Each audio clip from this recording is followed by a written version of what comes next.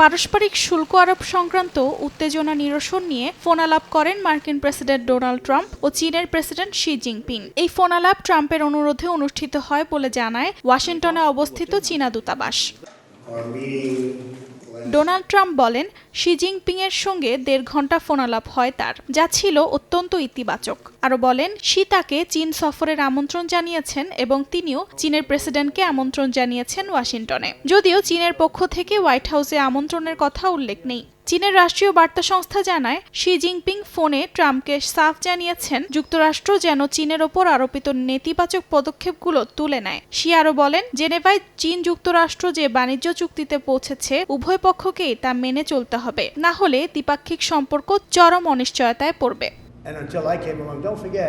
যুক্তরাষ্ট্র চীনের বিরুদ্ধে অভিযোগ তোলে তারা রেয়ার আর্থ ও চৌম্বকীয় পদার্থের রফতানি এখনো পুরোপুরি শুরু করেনি। এদিকে চীন বলছে যুক্তরাষ্ট্র নতুন করে সেমিকন্ডাক্টর রফতানি নিষিদ্ধ এবং চীনা শিক্ষার্থীদের ভিসা বাতিলের সিদ্ধান্ত নিয়ে চুক্তির পরিপন্থী কাজ করেছে। যদিও ট্রাম্প বলেছেন চীনা শিক্ষার্থীরা আসতে পারবে, তবে যাচাই করতে হবে। 13টি মশলার এক দারুণ কম্বিনেশনে তৈরি ইফাত রশিদ বিরিয়ানি মশলা। উৎসব এখন প্রতিদিন।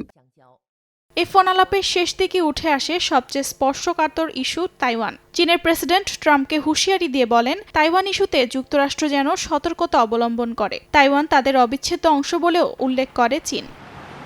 উর্জিতা শেহজিন, সময় সংবাদ।